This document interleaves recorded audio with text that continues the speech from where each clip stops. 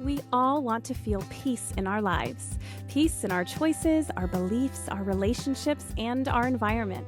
I've learned that this desired contentment is often found through holding on to less. When we pare down what we own, what we consume, and what we value, we're left with what's intentional, a personalized curation of what is important and true and useful to us. I'm Shannon Leyko, and you're listening to Paring Down, a podcast aimed at helping you declutter not only your home, but any area of your life that's overwhelming. Here, we're having interesting and honest conversations about the physical and mental clutter that drowns out what truly matters to each of us. And together, we'll learn how to pare it all down, not for the sake of perfection or becoming rigid, rather so we can move through life with less overwhelm and more joy, wisdom, and peace. This episode is brought to you by Picta's brand new photo organization community, aptly titled the Photo Decluttering Community. Picta is a photo printing service who wants to make sure you make room for the memories you truly love by decluttering the rest. I couldn't love that more. This Facebook group will help you free up space on your devices so you can continue documenting your memories without worrying you won't have room. And they offer weekly challenges with prizes and tons of support to make organizing your pictures actually fun. Join this community for free by searching the Photo Decluttering Community on Facebook. And when you join, you'll get 40% off site-wide for Picta's photo printing services by stating that you learned about the group from the Paring Down podcast. You can also get the direct link to join in the show notes of this episode. Speaking of episodes, let's dive into the one I have for you today. Hi, everyone. Thanks for tuning back in this week. It is so good to have you, as always. And today I've got a guest that I know that you're going to love. Her name is Jenny Albertini, and she has been organizing health systems and closets around the world for more than 2 decades. At 36, she left a high-flying career in international health to train under Marie Kondo and became one of her first certified KonMari method consultants, where she focused on finding joy within piles of clutter. While putting in thousands of hours of professional organizing, Jenny has been featured on PBS, NBC, in the Washington Post, Apartment Therapy. Oh, that's like my favorite one ever. If you guys don't follow Apartment Therapy, it is so soothing to look at it on their Instagram page. It's just like the most beautifully decorated apartments. Anyways, I got sidetracked. Recognized for her work fighting the AIDS epidemic while waging war on clutter, what a combo, she has found a way to infuse public health into the professional organizing field. So now, nearly a decade into her career transition, Jenny's first book guides readers through how decluttering mindfully can improve our well-being. Isn't that amazing? This conversation is so much fun. She is full of so much practical wisdom, and it just really makes you see the bigger picture of why decluttering matters in our lives. And I can't wait for you to hear it. So here's my conversation with Jenny Albertini. Jenny, I'm so excited to have you here today. Thank you so much. I cannot wait to get my hands on your new book. We're going to talk about all of this, but welcome to the podcast. Thanks so much for having me, Shannon. Yes. Okay. Well, can we start with just a little bit more about yourself and tell the people what you do and what you're all about? Sure. So I'm a certified professional organizer. I was one of the first people trained by Marie Kondo in her KonMari method 8 years ago when she started doing that. And before that, I had a long career in global public health. So I worked for the Centers for Disease Control and the State Department overseas, working on women's health and HIV programs. And I loved that work. But like many of us in my 30s, I found myself at a burnout phase and decided it was time to do something different. And that's when I started my professional organizing company. I think that background is so interesting and so cool. We could probably do a whole podcast episode on your experiences overseas working in public health. Okay, the curious person in me has to know, did you get trained directly by Marie Kondo herself, or was it like her team? I did get trained by her because we were in the very first class. And so she was part of the training along with some of her like master trainers from Japan were part of that. And that was really exciting getting to be a part of that with her. And then over the years, I've also participated as a trainer for some of the other courses that they've had. It's a really wonderful community. Oh, I bet. I just love her so much. Obviously, I've read her book, Tidying Up with Marie Kondo, and then watched the Netflix series, like the rest of the world during 2020. And she just seems like such a gem. So I think that's very fun that you've gotten to work with her directly. So I know right before we started recording, you mentioned that because you worked overseas, and you know my background, we are a military family, you actually worked a lot with people when it came to decluttering. Is that right? Because they were moving and that piece of decluttering? Mm-hmm. Is okay, yes. Can you tell me more about that? Because people ask me all the time, what should I do before I move? How do I declutter before I move? And it sounds like you have some serious experience with that. It's actually where I worked with my very first decluttering client. And this is a story I share in my book, but I was based in Swaziland at the time. And one of our people from the embassy was getting ready to do her pack out. And at the time, the moving allotment was like 10,000 pounds of shipment that you get to move from country to country. But she was really struggling, Shannon, because she knew she had more than that, because she had collected stuff from all of these different countries she had worked in, places she had been. And I said, well, I like decluttering and tidying up. I could come and help you for the weekend.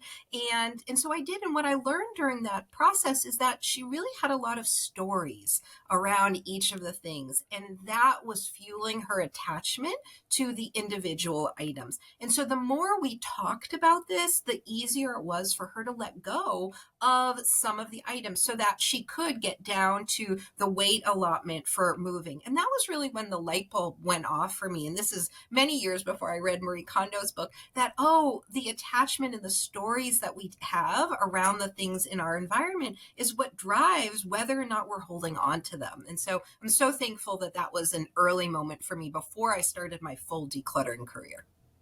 Absolutely. Yeah. And as someone who has lived in so many places because of being military, those stories add up. I mean, they add up whether you move or you Yeah. don't, right? But then we have to kind of address them when we're moving because we can't take all that stuff with us all the Yes. time. And it's true. I had my husband on actually a couple episodes back, and he's a stuff guy. So he loves to hold on to stuff, which is funny because clearly I would just burn it all down.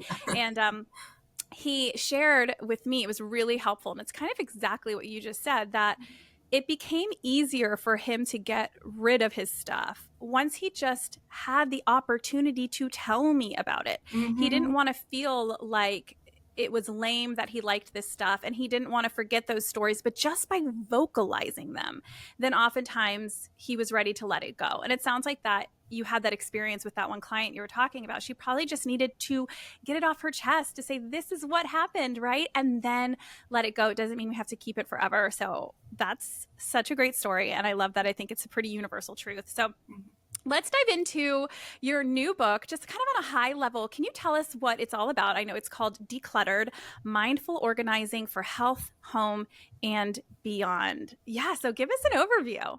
Sure. So the book is really about, Shannon, what are the underlying reasons why clutter appears in different areas of our life and how we can address it differently than what we've been doing for all these years, right? We've all read lots of decluttering and organizing books, and so many of them have really helpful tips and suggestions. But I was just finding more and more in the conversations I've been having with my clients over the years that they weren't getting enough into the root of the issues behind the clutter. And with my background in health, and I've done a lot of mindfulness facilitation training, I wanted to weave in different ways that people can talk about clutter and find a new path forward, because ultimately I think that's what's going to drive behavior change for people. And that's what we want for long-term sustainability in our lives and maintenance of the things that we keep around us. So in the book, I have a lot of activities that are both journaling prompts, creativity exercises, communication scripts, because I think if we've been doing decluttering a certain way and it hasn't been working, we've got to try something different. And so that's what I offer to people throughout the book. I'm so excited about this Yeah. because that deeper level, like you said, is knowing your why and figuring out what actually works for you, not just these cookie cutter answers. And that's what I am all about, because while I, of course, love practical tips, we all love practical tips. Those are great. But like you said, those are addressing just the symptoms, but not really getting to that root to ensure that those symptoms don't keep reappearing. And so it sounds like that's what your book is about. And that is what gets me so excited. So before, I know you do have practical applications, which we will talk about because, of course, those are always important, right? Like we can philosophize about decluttering all we want, but if we don't actually figure out how to do it, then nothing's going to change in our house. So we're going to get there. But, you mentioned that there are certain things that precede the clutter. So in terms of a personal experience internally, what are some of those things that precede the clutter? One of those things, Shannon, is really taking a look into any underlying health conditions that people may be grappling with. And these could be things like depression, anxiety, ADHD, or other brain-based conditions. Those are things that actually make it more difficult for people to start and complete decluttering tasks. It might be why you might look at a pile of clothes on the floor and say, oh, I'm going to get started doing laundry, but you get distracted and you don't finish the task. And these aren't bad things. There's no moral judgment around having these, just like we wouldn't have a moral judgment on any other medical condition that someone might have. But if we don't know these things about ourselves, then we might blame ourselves for why there's clutter in our homes or why it's more difficult for us to start or complete tasks. So I love really when people know this and take the time to sort of weave it into how the clutter is appearing, because that can help us address it more systematically. Yeah, totally. And I feel like sometimes it's not even, I mean, many times it is like a bigger mental health struggle or experience that someone might be going through. And then I noticed in my own life, I'm not going through anything quite like that currently. I've had, what's the word for it? Not seasonal, situational depression, like Mhm. after my mom passed away, or I went through a really difficult transition a couple of years ago with a move. And so I've had seasons of those, right? Mhm. But I'm grateful that I don't have chronic depression or anything like that. But even on a lighter note, like this past week, we just got home from vacation and vacation just threw up all over the house. You know, we Yeah. got home, the suitcases were everywhere. It was our kids, they missed their second week of school to go on vacation. It's a long story about why that happened. And so we're like trying to you regroup, get the kids ready for a new school year and unpack, which wasn't happening. And I had so many things to do for work. I have paring down as my own business. And then I also work part-time for another content creator. And I just had so much going on that I just couldn't do it all. Right. And suddenly fall extracurriculars were started. My son had swim team, my daughter had gymnastics, and this all happened at the same time as us getting home from vacation.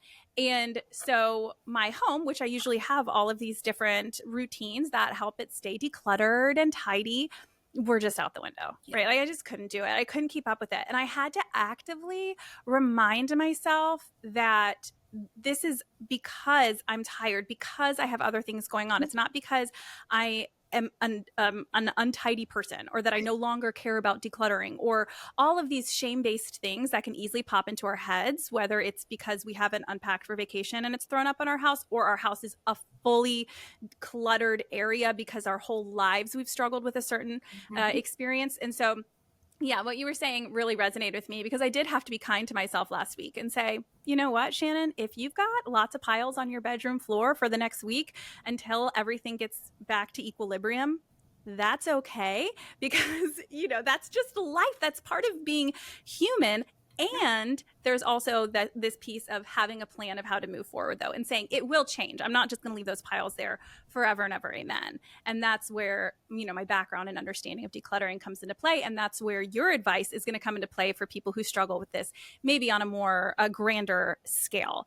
So I appreciate you bringing that up. And you mentioned the brain-based conditions. And I know those are one of those three underpinnings when it comes to these issues with clutter that you've shared with me. So brain-based conditions, consumer culture, and structural inequities. Can you touch on those other two, consumer culture and structural inequities? Yeah. So, I mean, consumer culture, Shannon, it's what's all around us, right? It's on our phones, it's on our TVs, it's on whatever media we're consuming, with just the different ideas and options of what we can buy for any number of categories around our lives. And what happens is, of course, that we see an idea online, we see a type of clothing, and we like the people who are promoting it. And we think, oh, we'll buy that. We want to be like that. And that'll change our lives. And so we're doing lots of buying, and buying is so easy right now. It's just, the online shopping is just overwhelming people. So that really contributes, of course, to the volume of clutter that people can have in their lives. Structural inequalities are something that very much comes from my public health background and perspective on things. It's like, what are the activities and systems beyond just our behavior and our habits that can contribute to there being too much clutter or more clutter than we want in our home. So those are things like housing situations. And so if you're living in a home because of the amount of rent that you can afford in the place where you are, there might not be enough storage. There might not be access to sunlight. And sunlight is something that contributes so much to our well-being, to our executive functioning, just being able to do these things. Also, structural things come up in ideas like our workplace. What are our options for employment? And are they things that allow us enough time in our day just to maintain order? Do we work for companies or people that give us too many things to do beyond what our scope is, beyond what our energy is? And so we're just constantly struggling to keep up. And in some situations, there might be too many power dynamics where we can't bridge that conversation with an employer to say, hey, I really need a reasonable amount of tasks to get done. And so those are the types of things that when we exist in a system that is difficult to operate, then everything becomes more challenging, even down to the clutter around us and our ability to manage it. Wow, that is something that I've never touched on really in this show. And I'm so glad that you brought that up because, like we mentioned earlier about this shame piece, sometimes it really is a reflection of things that are outside of our control. And of course, there's the personal agency Mhm. of saying, well, this is what it is, right? Like we can vote however we want to vote and we can try and make, lasting and meaningful change in the world around us. But at the same time, if you are just surviving and this is all you can do right now, then it's within those parameters and boundaries that we have to find a way forward. So that is, I think part of our responsibility. But it is so important to recognize these different structures that exist that we sometimes don't even realize exist. It was funny as you were talking about the housing Mhm. piece. I appreciated that. And I was thinking how this can sometimes it can work in the opposite way too. From you were talking about like how you might not have enough space and you're in a smaller home, which is Yeah. so valid. So it makes it hard to have maybe what you would consider a normal amount of stuff because you don't have enough space to put it. And on the flip side, I just wrote a blog post called I hate starter homes, or the term Mhm. starter homes, Mhm. because of this. Our houses are getting bigger and bigger and bigger, right? Like the way they build houses. My husband and I would love to find a house that's around 1,400 square feet, but it's really hard to find updated homes that are that size. Everything is 2,500 square feet these days that people are building. And therefore, we fill our homes with Yeah. more and more and more. And so that's another part of the problem. That's another structural piece. We end up with more stuff. On the other end, we have more space to put it, and therefore we accumulate more. And it's this never ending snowball effect and problem. So I appreciate you bringing that up. Oh, sure. And Shannon, I mean, what you say is like there's so many new homes being built at that size, which is actually a bigger size than most families in the US need right now, because that's what's been sold to us as what people want. And what has been sold to fill those homes? All the stuff that we're Right. seeing online. And that's a big issue that I talk about in the book. Like, are we buying things because we like really know that we want them, or because we think they're solving a problem? We see lots of other people having them. And again, I don't want to have a judgment as to why we buy different things, but I would love if people could pause and think a little bit more before just sort of doing that consumption just out of habit and reactively. Reactively, Mhm. exactly. Or like you said, when you don't realize that you're doing it because it's how society set it up, that's the problem. That's why I have this issue with the word starter home, is because everyone throws it around like, oh, this is our starter home, or look at this beautiful starter home. I'm like, what does that mean? What does a Right. starter home mean? It is just a term that is used so that they can sell you bigger and more in the future. It's saying, hey, you shouldn't be satisfied. This is not a forever home. You shouldn't be satisfied with it because it is smaller, and therefore you will not be in this home forever, and you need to want more than this. But hey, this is a good starter home. And that drives me crazy, right? Yeah. But we all just kind of accept it as this term, as this way of being, that you buy a starter home in your late 20s or early 30s. And then once you are more established, you buy a bigger home. I'm like, why? We have 3 kids, and I promise you, I miss the size of what would be considered a starter home. It drives me crazy. Yeah, I can see. You're like, I can see that. Yeah, no, I hear that. Yeah, absolutely. Okay.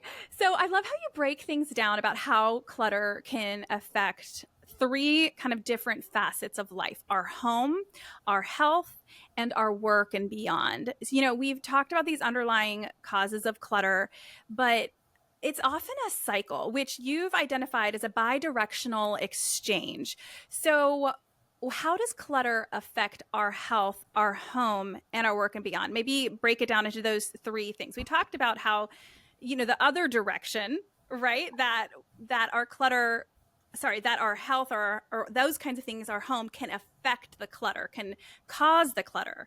But then the clutter in itself then causes something in return. I know that was funny that I said it like that, but I just wanted to make sure I broke it down in a way that people really understand that it is this 2-way street. So yeah, let's start with health. How does clutter affect our health? Sure. And just so listeners know, bidirectional just means like one thing causes a problem, but also that problem makes that other thing worse too. And so that's what we're talking about with clutter and health issues. So yes, we talked about those underlying health conditions that can make dealing with clutter worse, but also clutter in itself has been linked to elevated cortisol. It's been linked to tension in relationships, which are one of the greatest causes of wellness in our lives.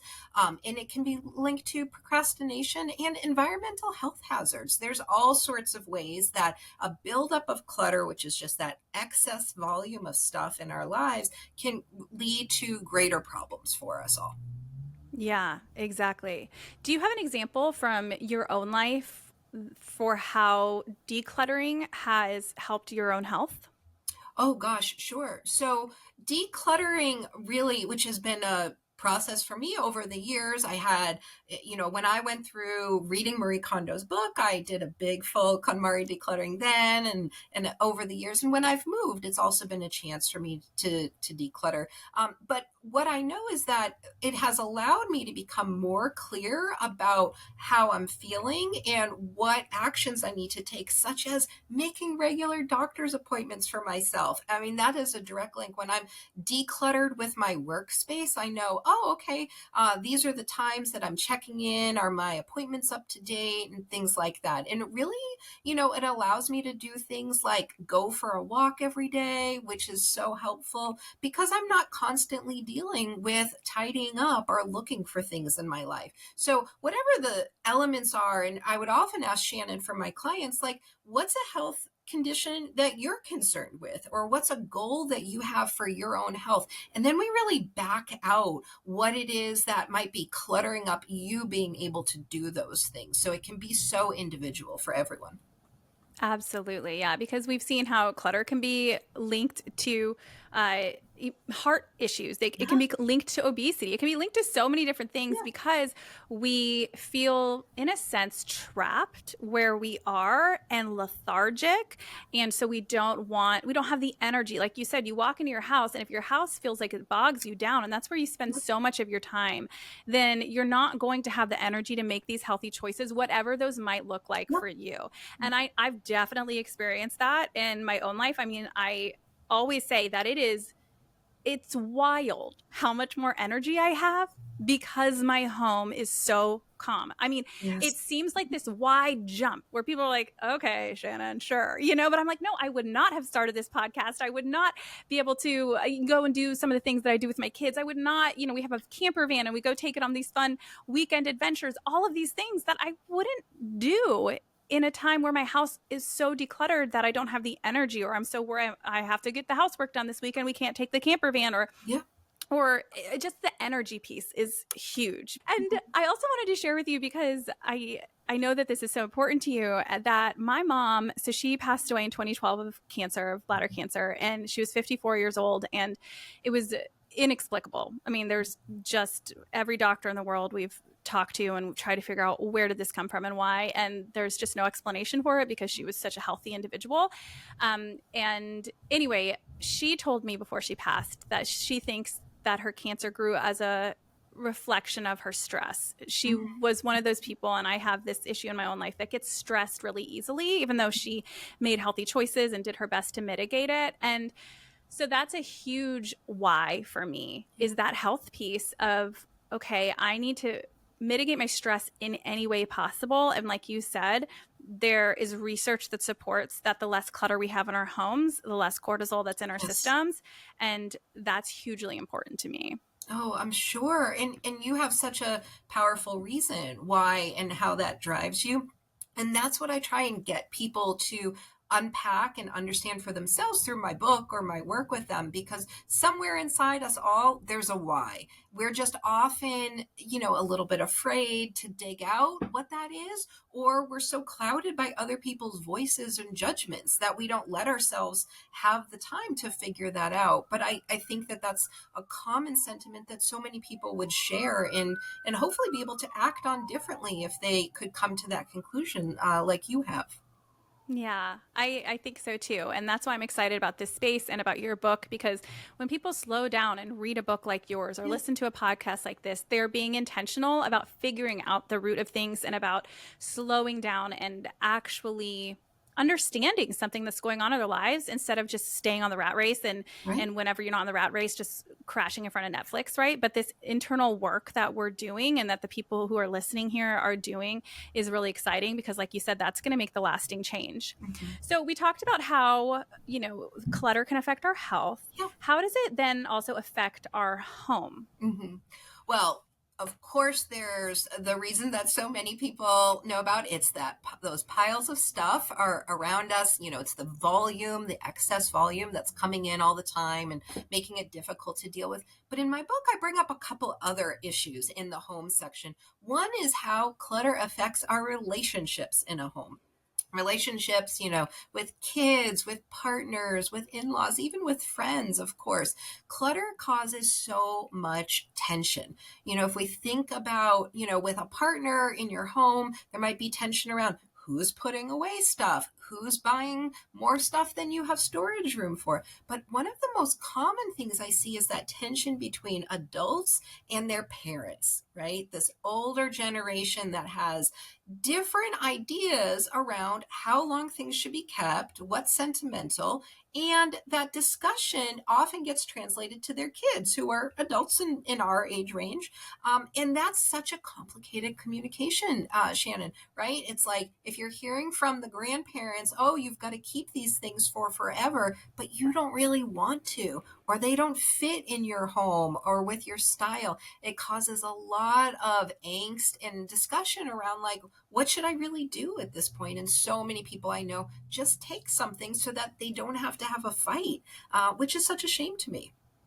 Oh man, that's hard. I know I have so many peers that talk about that when it comes to even just not family heirlooms. I mean, that's a thing too, but toys for their kids from the Yes. grandparents, and they're like, oh, like I wouldn't have all this, but the grandparents don't stop giving toys and I would offend them if I don't accept them. And then they come over and they want to see the kid playing with the toy. And so I can't just like secretly get rid of it. Right. I mean, I totally get that our home is made up of, yes, it's the place where we live. And of course, our houses will be, aesthetically more pleasing when we declutter. People all the time, they try and buy all the organizational products. And that's one of the things I love about Marie Kondo, and in her book is she's like, I tried that. Don't buy all the organizational stuff. Like, you got to declutter. I used her tip in that book about how she uses iPhone boxes to organize things because they're really sturdy. And that was one of my favorite takeaways. We use little iPhone boxes to store our Band-Aids, right? But anyways, your house will be a lot aesthetically elevated for sure when you don't have stuff everywhere. But our homes really are made up of the people we love, right? They say home is where the heart is. And I think that's where you're getting at here, is that clutter affects home on a deeper level, because it's hard to be in a home where there is tension surrounding stuff. Do you have any practical advice for people who don't know what to do with the influx of stuff or opinions from other people that they live with, or parents or otherwise? Absolutely. And one of the things in the book that I offer are some communication scripts that people can use when having those difficult discussions. So Just to paraphrase one of them here is, I think it's really important to let's say we're dealing with an in-law who keeps sending over too many things for the kids that you don't want to, have cluttering up in the toy room, is to let them know, first of all, you're trying to not place blame on someone else, right? That's the fastest way to get someone mad and resentful. And you want to let them know what you're doing, which is decluttering, and say, this year or this season, we're going through a process of decluttering and trying to right size the amount of things that we have in our home. And so we're looking to do a pause on new items coming into our home. And I always suggest talking about the pause rather than the stop, because we don't want people to be so freaked out at first. That's like, oh, what do you mean I can never give my grandkids something else? Like no one's going to like hearing that right away. But you say, hey, for this holiday season, we're looking to sort of have a activity with you or do an outing as opposed to getting more things. So you want to give them different options for what to do and let them know we're going to try this for the next 3 months, the next 6 months, whatever feels like a good amount of time. And then over the time, Shannon, you want to keep them up to date. Say, hey, we did our decluttering of our living room. We're feeling really good. Hey, we decluttered our bedrooms. We're feeling really good, because the more you can involve them in the positive feelings that you're having around decluttering, the more likely they are to get on board with what you want to do, because they don't want to, no one's sending gifts and doing all of this because they want to make you feel badly. It's just because they come from a place where the gift giving cycle is what they thought was what you're supposed to do, right? So you're trying to slowly change them and bring them over onto what makes you feel good in your family, in your own home. That answer was so valuable. I just want to bottle it up. I'm like, I already am like, this is what I got to share on Instagram. This is because that was such great advice. I think so many of the times we think we need to, if we're going to tell them or set a boundary, right, which is the term that is thrown around in a way that I think can be a little dangerous these days, because it doesn't value the relationship and the intricacies and nuance that it takes in order to balance and communicate well with people who have different views than you. That being said, I love that it's the gentle approach of a pause instead of a stop. I mean, already when you said that feels like a deep breath to me, that you don't have to present it as a forever thing, even if it is a forever thing, right? But just the way we present it in a less jarring and a less pointed manner is, like you said, so valuable. Instead of saying, hey, don't get my kids gifts anymore for Christmas, say, for this Christmas, Right. It would be wonderful if X, Y, and Z. I think that's just a manageable way for that person to digest your experience if they're having a different one. Thank you so much for that. Oh, I you're loved welcome. that. Okay, and then the third one is how clutter affects work and beyond. Can you share a little bit more about that? Yeah, that last section of the book is, based on my work with different companies and how we can do decluttering, not just of the things, but also of the actions, the to-dos, the endless meetings, things like that in an office environment. And so one of the things that comes up so often are our ideas, Shannon, right? There's never enough time to get all the things done that we might want, all the blog posts, all the social media content, all the articles I want to write and people I want to talk to. And so in the book, I suggest really approaching, organizing, and decluttering those things like we might do with stuff, which is really sort of batching things together, figuring out what different categories you have of things going on, and then assigning and sort of prioritizing what's important. I'll tell you, I did this with a client the other day, and she said, oh, it's like figuring out your Eras tour. And I thought that was such a neat way to think about it. It's like, yes, Taylor has her different eras of the albums and sort of what she sings through and stuff. And we can each have our own eras of different types of ideas. So for you, it might be podcast guests to have, books to read, articles to things. And we, whatever they are that's important to you is how we want to group things and save them in similar types of places. So very often with ideas, people are like, I've got them on paper, I've got them on my notes app, I've got them on Evernote. And, I'm sorry to break it to people, but like, there's not one magic, perfect way for organizing all of these things. But the best way to do it is really the one that you're going to use most regularly. And if that's a note notebook, lean into that notebook. Buy the notebook that makes you the happiest to do that. Find the program. I personally I use Evernote for my digital organization. I use Todoist for tackling activities and sort of to-do lists. And I really try to limit myself to just those two, because I find if I get too many things in too many places, that's when I feel overwhelmed by those ideas again. That's great advice. And I love that you say just do what works for you. I was telling a friend how I keep most of my things for my business and for my boss in Google Drive. Mm-hmm. So I have, my boss's folder, and then I have paring down, and then I go into paring down, and I have podcast, newsletters, blogs, books, right? And those are folders, and within each of those, or podcast guests, or whatever it is, right? Yeah. And I have it all kind of mixed in there. And I love it. It works really, really well for me. And I had a girlfriend say, oh gosh, that's so organized. I just use the notes app on my phone. I really need to find I need to find a better way. And I was like, do you? Because if the notes app is working for you on the phone, use the notes app on your phone. I think that's great, And so, yeah, that's encouraging that we don't have to do it like everybody else, but we can, find these tools that work for us. And I'm reading a book right now. I don't know if you've heard of it. It's called 4,000 Weeks. Yes, I have read it. Yeah. Oh, you've read it. Okay. So I have so many different thoughts all over the place. Like with any nonfiction book, right? You kind of take it with a grain of salt, see what works for you, take concepts that you like and all of that. And I feel that strongly with this book. But one of the things that you said that I think it speaks to the message of this book, which for the listeners, it's 4,000 weeks is the average human lifespan, is you have 4,000 weeks. And the subtitle of the book is Time Management for Mortals. And really, it's less about these practical applications of time management and more about this philosophical view of time that you're never going to have enough. We have finite time on this planet.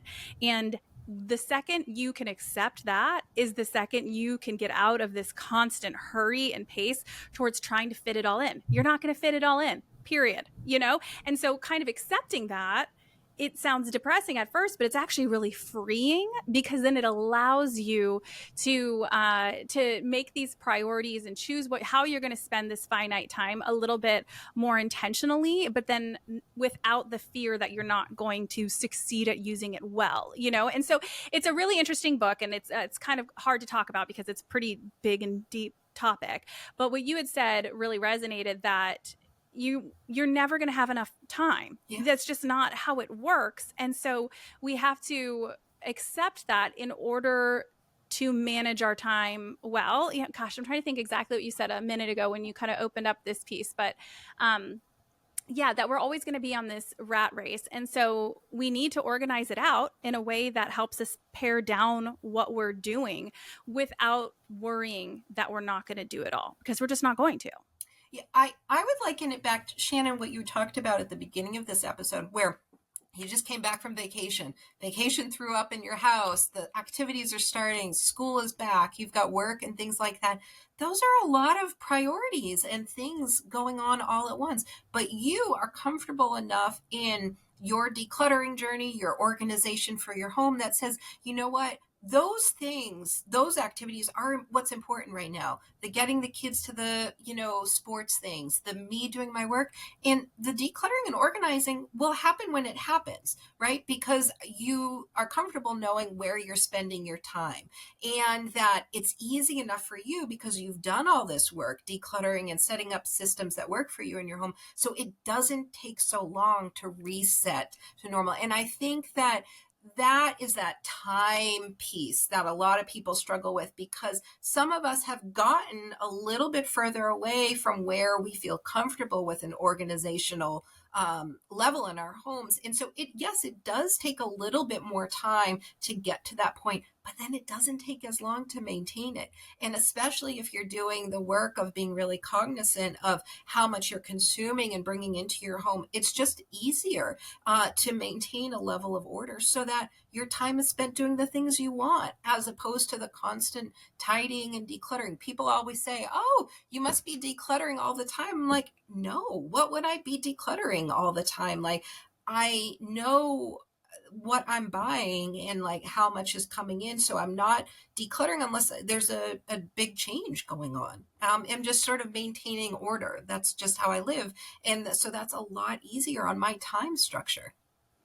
Yes, that maintenance stage, like you said, that's it right there. That's what we want. We want the house and the stuff and the things that bog us down to not bog us down and not be central. Yeah, I totally, absolutely experience the same thing. Where people are like, "Oh my gosh, you must constantly be doing stuff to keep your house looking that way," and I'm like, "No, no, no. That's the point. Is that I'm Yeah, not anymore. right. Like, that's the whole point."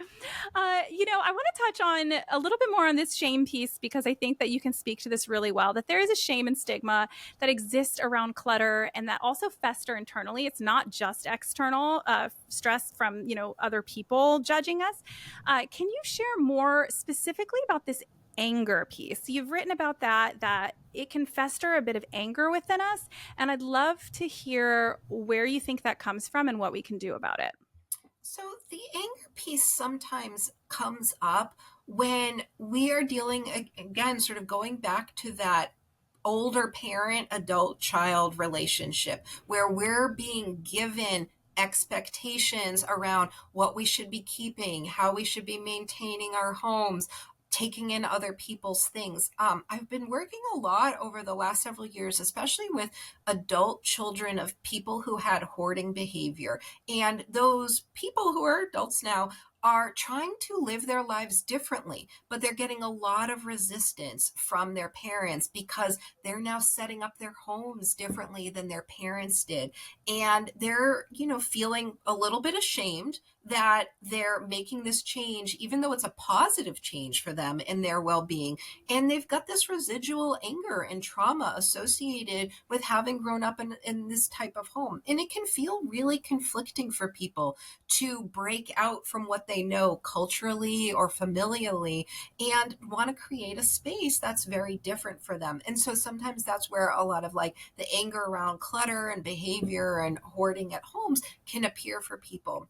And what I encourage for people is, sometimes there's different types of therapy that can be really helpful, both individually and couples and family, or to deal and address those emotions. But also it's that open communication and letting perhaps those older parents know that it's not that I'm rejecting you, it's that I'm choosing something different for how I'm living now. And that's an ongoing conversation that needs to have. It's not just a one and done type of thing. But that's happening a lot, I think, to people in their 30s, 40s, and 50s right now in the US. Yeah, and I can't help but think about how that's a bigger conversation and skill uh, in all aspects of life, right? Like you think about parenting and how it can feel like a personal affront to our parents when we make a different choice than Yes. they did, you know, and Mhm. and that's hard. And there's humility involved on both ends of the equation. And something that came to mind to me too with this anger piece that's kind of connected to shame is how we can be really I we can blame not just our parents, but even society as a whole. We talked about those structural pieces a little bit earlier, but I think that there's we feel angry. Like when we look at all this stuff, you're like, why did all these advertisers push this on me? Like, why do we feel like we have to? They exploit our need for a dopamine hit, and we feel exploited and we feel angry about that.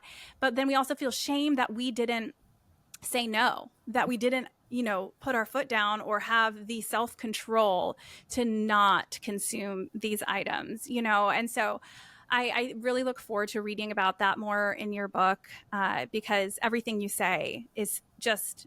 I don't know. It just feels like you really get it and you really get the heart and the soul of people, and that relationships often are the heart and soul of people. And so that's such a key piece to everything that you're talking about. But to kind of finish up here, if you could share what's the framework that you find the most practical, the most helpful when it comes to the act of actually getting the decluttering done?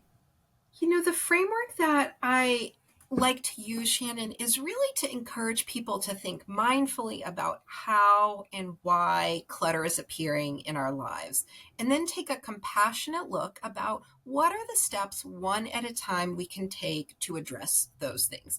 And so, very much like the KonMari method, where we're doing one category at a time. I think that that's a right approach for people. Whether it's you're taking clothing at first or you're taking health concerns at first, we just want to do one thing and we want to finish it so that, as you brought up earlier, we're getting a little bit of a dopamine hit as to while we're doing the decluttering and setting up our organizing system. Those are the things that can reduce shame, that will reduce the noise around clutter and different, too many ideas and too much overwhelm as we're working through all of the process and problems around clutter that we have around ourselves. Yeah, man, we gotta just get that win. I always say that, like, get the Mhm. easy win Yeah. because that's what kind of motivates you to keep going. And, Mhm. there's these two different camps. I feel like sometimes it's like the people who say do a category at a time or the people who say do a room or zone at a time. And I think that there's value in both of those approaches. Absolutely. I would say that the category approach to me does feel like there's going to be more depth involved because you're really addressing exactly why you have what you have of that category. You're not just looking, and like I said, there is power in doing it zone and room at a time too. I fully advocate for that. I just think that it's important to figure out what you need personally, right? Yeah. And so the difference is instead of just looking at your sock and underwear drawer, which is great to look at and figure out what socks have holes and what underwear aren't comfortable and get rid of those, right? That's a pretty practical one right there. But if you're just looking at it as a zone, then you do that and you're done with it. But if you're looking at clothing as a category, then you're going to have to do a little bit of a deeper dive. Why am I keeping things that don't fit or that are uncomfortable? What does that say about the types of clothing that I'm buying? Am I buying things that aren't ethical or long lasting? Am I keeping clothes that don't fit me right now? And why am I doing that? Right? Like when you look at things at a bigger category, you've got to face some of those deeper issues. And I think that is what makes it really, really powerful. So it makes sense to me that given the way you approach decluttering, that categories is the framework that you promote. Yes, definitely. I think also categories is what lets you have that lens into the volume of what you're doing. And that just is such a big part of the problems and consequences of clutter. How many ideas are we dealing with? How many health conditions? How many piles of clothes do we have? Like, if we don't have a true sense of what that volume is, we really aren't addressing the full picture. Oh, totally. I was thinking about that. Speaking of socks, I have this, we move like, Coast Guard. And when I was in Alaska, I used to wear thick, fuzzy, warm socks all the time. I live in Florida now. I have no need for fuzzy socks, but I also don't want to declutter them because we could end up back in Alaska, right? That's the hard part about being military. You do have to hold on to some things you don't use currently because who knows where you're going to live. But I have this little drawer that's kind of like hidden away in our closet that I keep fuzzy socks in, and then I have my daily socks, my athletic socks that I wear here in Florida, in my dresser. And I was looking through and I was like, I want to wear some ankle socks. I wasn't trying to be Gen Z. I just needed some ankle socks. And so I was like, oh, I need to like buy some, right? And so I was at the store and I just snagged a pair of ankle socks. Fine. Put them in my drawer. They're in my rotation. And just recently, I forget why, I went into that drawer, that abandoned drawer in my closet, and I opened my fuzzy socks drawer. And what do you know? I also had put ankle socks in there that I had forgotten about because I didn't need ankle socks when I first got here to Florida. And I was like, golly, if I had just kept all my socks in one place, I would know what kind of socks I have and what kind of socks I need, And here I thought I was being organized and saying I'm going to get these out of the way when I don't need them. But like you said, when we actually put all of our one category together to see the volume, we are not going to make repeat purchases, and we're going to see that we don't need more, and we're going to do a better job decluttering it because we realize we have 2 feet. We don't need 30 pairs of socks. That's so true. Very, very good, clear-cut example, Shannon. All right. Well, I'm going to ask you the 2 questions that I ask everyone at the end of this podcast. And the first is, what is something that you are currently paring down? I am paring down some digital excess right now. So I found that summer is not my season. The heat gets to me. The schedule's a little off, things like that. And so my notes app and my downloads folders have all gotten a little haywire. And so I'm using this crisp fall energy that we're starting to get on the East Coast. And I'm doing a lot of digital decluttering this season. Good for you. I need to do the same thing too. And I always say, Shannon, stop saying I need to, because that is just a sign that I'm never going to actually do it, right? I'm like, I am going to do that, not I just need to do that. Yeah. That's inspiring me. Thank you. Good. Okay. And what is something that you're currently looking forward to? I'm looking forward to going to New England, where I'm from this fall. So I'm going to be in New Hampshire and Boston, seeing friends and doing some things. And I'm really, I love this weather and also getting to be in community with some people who I haven't seen in a while. And so I'm really looking forward to that. New England in the fall. Yeah. There's nothing like it. Right. We wanted to move to New England. My husband's from New England. Oh, yeah. When we left Alaska, because we wanted that crisp kind of air up there. And the Coast Guard was like, haha, joke's on you. You're going to Florida. But anyways, I'm very jealous of you. That's going to be a wonderful time. And last, but certainly not least, where can everyone find you online, as well as buy your new book, Decluttered: Mindful Organizing for Health, Home, and Beyond? So you can find me on my website, which is jennyalbertini.com. And on Instagram, I'm Jenny Albertini and Decluttered by Jenny everywhere online. And my book is available similarly online wherever books are sold. And I can't wait to hear what you and your listeners think about it. Thank you so much. And congratulations on releasing this book. It is such an exciting time in life. As I know, as an author, it's really a big deal. So congrats on that. And I cannot wait for everyone to get their hands on it. So everyone go do that. And thanks again, Jenny, for being here. Thank you for having me, Shannon. You just listened to an episode of Paring Down with me, Shannon Leyko. If you enjoyed the show, it would mean the world if you can leave a review wherever you listen and share this episode with a friend.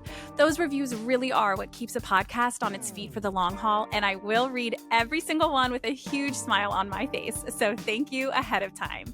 If you're watching on YouTube, don't forget to hit subscribe.